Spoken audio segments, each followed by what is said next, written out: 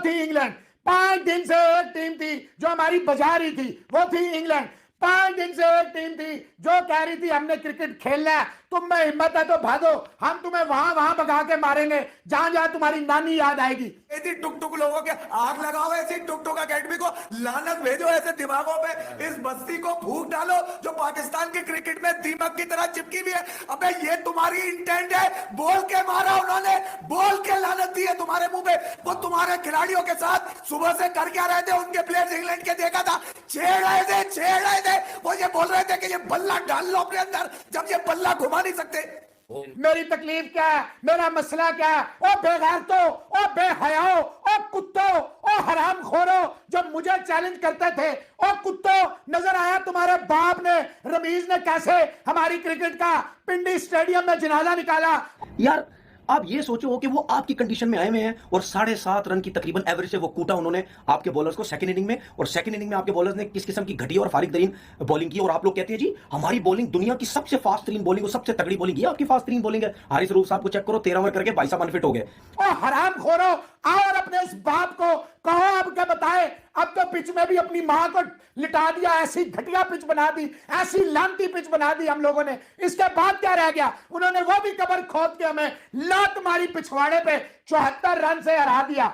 74 run की slab from air और पुश्तवाड़ी पे ऐसी लातें मारी हैं इन्होंने, गोरों ने। उन्होंने कहा पता लगा हम कल भी सुपीरियर थे, हम आज भी। इनवाइटेड है भाई उनके वेस्ट इंडीज तुमने ड्रॉ करी, ऑस्ट्रेलिया तुम्हें लानत देके गया 24 साल के बाद आके, इंग्लैंड ने 17 साल के बाद आके जमीन खींच ली तुम्हारी, और तुम्हारा गुबारी खत्म नहीं हो रहा, तुम्हारा चौड़ापन एंड नहीं हो रहा है, तुम्हें कवर ड्राइव चाहिए है, लानतियों। नहीं, नासिर हुसैन भी थक गया झूठी तारीफें कर करके, अब उसने आखिर में सच बोल दिया। और मुझे अभी कोई दोस्त बता रहा है कि बाबर ने एंड में बोला हमारे बॉलर्स ने राइट लेंथ पे बॉलिंग नहीं की। अल्लाह तेरे बॉलर्स हैं कौन? ये घंटे के बॉलर, आप पे मत खुश हुआ करो कि अबे ये 343 रन तो ये 1 घंटे में बना देते हैं वाले। इस बात पे ही खुश होते रहोगे। वो ऑस्ट्रेलिया जब गया था, जब भी 19 का था, 4 साल के बाद भी 19 का, चलो मान लिया 19 का, उसकी उम्र ही नहीं बढ़े, मगर वो जो 17 साल के बाद जिम्मी आजा आजा करता तुम्हारे अंदर बगैर ब्रेक, जिम्मी आजा आजा है, दिया ना पूरा आके। T20 के बॉलर ना फर्स्ट क्लास में क्रिकेट, ना कुछ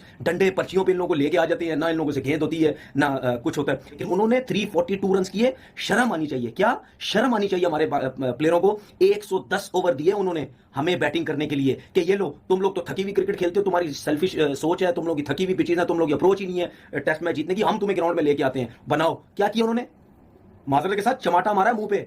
17 साल बाद जो टीम आ रही है और इस कंडीशन में आपको टेस्ट मैच मार के चली गई, और आपके जो बड़े सुपरस्टार सारे बनते हैं, उन्होंने जिस किस्म की क्रिकेट खेली है वो हमें नजर आ गई। ये अप्रोच है भाई। बेन स्टोक इंग्लैंड के ये लोग हारने से नहीं डरते भाई, वो टेस्ट मैच जीतने आते हैं, वो टीम जीतने के लिए खेलती है। टटुओं से इन हरामखोरों को अब वहां पे इनके पिछवाड़ों पे नहीं, अब कहीं और भी इनका कुछ करना पड़ेगा। क्यों? क्योंकि इन्होंने मुल्क और कौम के मुंह पे कालक पोंछ दी है। इन बेगैरतों ने इस विकेट को ऐसा, आज तो कप्तान बाबर आजम अल्लाह कह रहा है कि रमीज, मैं और कोच जो है उन्हें पता था कैसी पिच है, यानी कि आपके बॉल्स ही नहीं है, आप हिजड़ों वाले काम करते हैं। वो उससे तो अच्छा हिजड़ा है जिसे ऊपर वाले ने कमजोरी दी है।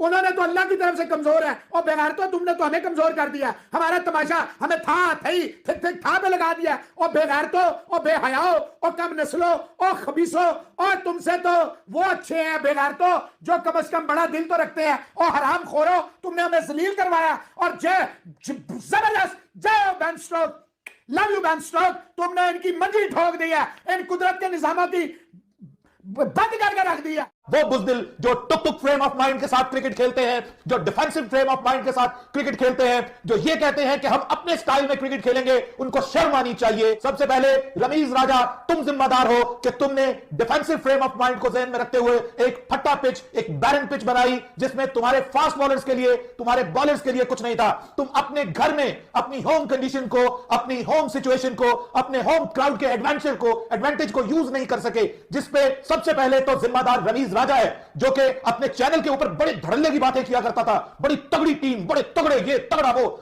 मैं कहता हूं मुझसे मतलब अब बर्दाश्त नहीं हो रहा कि मैं कौन से अल्फाज इस्तेमाल करूं इस रमीज राजा के लिए कि जो पाकिस्तान की क्रिकेट को दीमक की तरह चाट रहा है अपने पुअर डिसीजंस की वजह से और अपनी पुअर मैनेजमेंट की वजह से। और इस वजह से अब एक ऐसी पिच कि जिसके ऊपर आपके बॉलर्स के लिए पहले दिन कुछ भी नहीं था, वहां पर इंग्लैंड ने रन्स का एक पहाड़ खड़ा कर दिया और आपको डिफेंसिव फ्रेम ऑफ माइंड का पहला नतीजा भुगतना पड़ा।